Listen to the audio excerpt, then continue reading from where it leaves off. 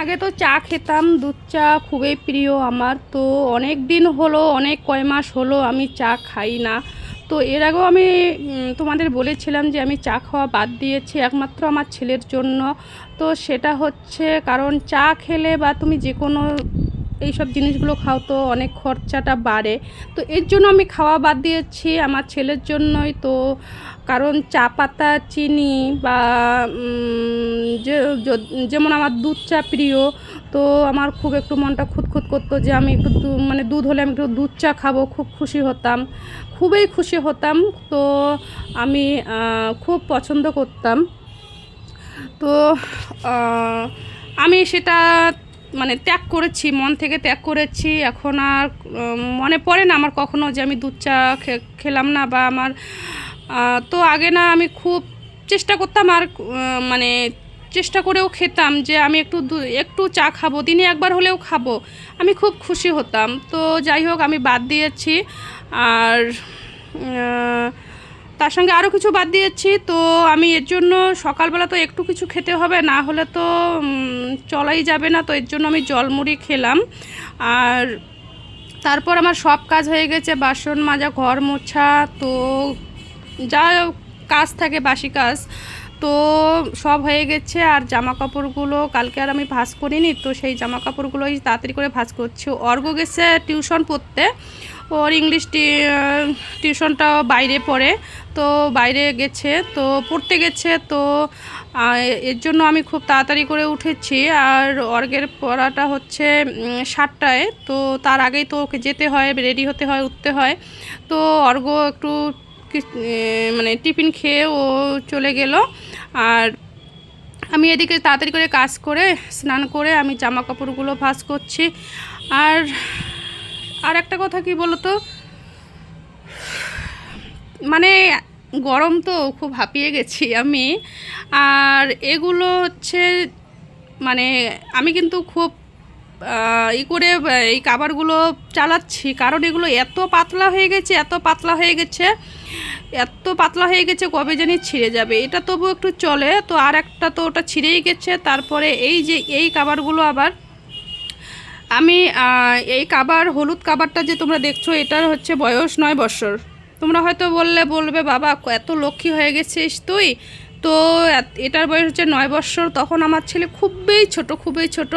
তখনকার এই মানে বালিশের কাবার দুটো এখনও আছে, রং ঠং কিন্তু সব উঠেই গেছে আর খুবই পাতলা হয়ে গেছে। আমি এ দুটোকে ওভাবে রাখি কেন, মানে ভিতরে রাখি, কারণ তুলোর যে কাবারটা থাকে ওই কাবারটা যদি আবার ছিঁড়ে যায় আরও মুশকিল হবে। এর জন্য এই কাবারগুলো আমি ভিতরে রাখি। আবার উপরে যে সাদা সাদা কাবারটা মানে বালিশের কাবারটা ভরছি আমি, এটাও কিন্তু খুবই পাতলা হয়ে গেছে আর ছিঁড়ার মতো হয়ে গেছে, আমি তোমাদের দেখিয়েছি। আর হলুদ প্যাকেটটা যেটা দেখছো বিছানার মধ্যে, আমি ওখানে মশারি খুলে সুন্দর করে ভাঁজ করে রাখি। এখন আর মশারি মানে উপরেই রাখি না, কারণ অর্ঘ দেয়ও না মশারি, আর বাজেও দেখা যায়, আমার ভালো লাগে না। তো দেখো এখানে আমার রান্নাও হয়ে গেছে, আমি পটল ভাজছি, একটু চাল কুমড়ো ভাজছি অর্ঘের জন্য। তো অর্ঘের জন্য দেখো অর্ঘকে খাইয়েই দিয়েছি আজকে আমি। আর এখানে অর্ঘের টিফিন, আজকে অর্ঘ বিস্কিটেই নিয়ে যাবে বলেছি, যে আমি রুটি করতে করিনি, আজকে বিস্কিটেই নিয়ে যাবে। তো কালকে তো তোমরা দেখেছো যে বিস্কুটগুলো নিয়ে আসছি, ওই ছোট বিস্কুটগুলোই মানে 3 রকমের করে আমি অর্ঘকে দিলাম। অর্ঘ আবার মানে ছোটোবেলার এইভাবে নিত না, তো বলে কি আজকে আমি স্কুলের বিস্কিটেই খাবো। মা ঠিক আছে। তো ওকে বলেছি যে ভাত নেওয়ার জন্য, তো নেবে না। আর এদিকে আমি করেছি মিশাল সবজি, তো আজকে এটা দিয়ে আমাদের খাওয়া হবে। ডাল ভেজেছি, ডাল আর মুসুর ডাল। তোর মুসুর ডালগুলো না আমি নিয়ে আসি কেন যেন মানে সিদ্ধ হচ্ছিল না, রান্না করতে রাগ উঠে যায়। তো আর এখানে আমি পেঁয়াজ কুচি করব, আলু লঙ্কা কুচি করব। তো চলো আমার পেঁয়াজ কুচি করা হয়ে গেছে। আর এখন লঙ্কা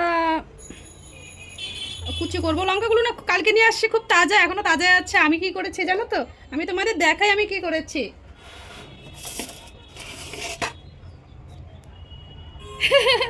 আমি এইভাবে আমি একটা ছোট গামছা একটা ছিল, ওই গামছাটা, মোবাইলটা পড়ে গেছে জানো, মোবাইলটা পড়ে গেল।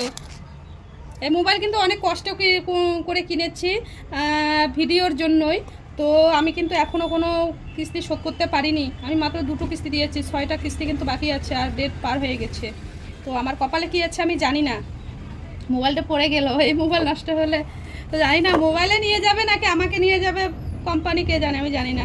তো দেখো আমি এইভাবে রাখছি, মানে এক ঘরেতে ফ্যান চলে, বাচ্চা আছে, তো আমি শুকে যায় না সবজি।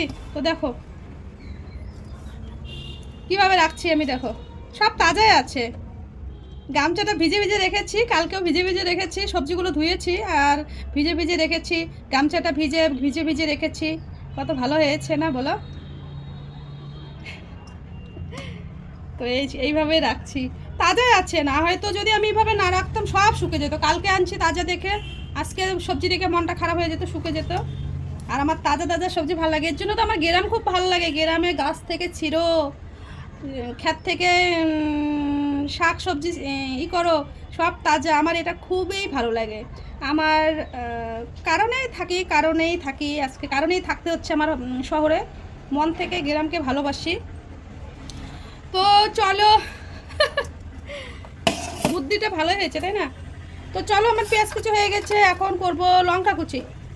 তো চলো আমি লঙ্কা কুচি, তো লঙ্কা কুচি করছি। আর তোমাদের সঙ্গে আর একটু গল্প করি যে আমি আমার ছেলের জন্য না আমি সব কিছু করে রাজি আছি। আজকে অনেকে বলে যে তোর আবার কোথায় কষ্ট, হ্যান ত্যান এইসব কথা বলে, তখন আমার খুব খারাপ লাগে। কিন্তু আমি সেই ফেসগুলো আমি দেখাই না যে আমরা কত কষ্টে আছি। আজকে রাস্তায় যারা অসহায় মানুষগুলো পড়ে আছে না, তাদের থেকেও আমরা কম না, আমরা ওই একই। আমাদের হচ্ছে ব্যাপারটা হচ্ছে আমরা রাস্তায় পড়ে থাকতে পারতেছি না, আবার এইভাবেও থাকতে পারতেছি না। আমাদের ওই একই, ওদের সঙ্গে আমরা একই মানুষ, আমি এটাই বলবো। তো সেটা আমরা রাস্তায় গিয়ে থাকতে পারতেছি না। মানুষ বলে না ভিক্ষা করে খায়, আর অনেকে আমাকে আবার অভিশাপও দেয় যে আমার নাকি ভিক্ষা করে খেতে হবে, বুঝছো? আমাকে এইভাবে বলে ভিক্ষা করে খেতে হবে। তোমরা বলো তখন কেমনটা লাগে? যখন একটা মা না সন্তানকে রেখে অন্যের সঙ্গে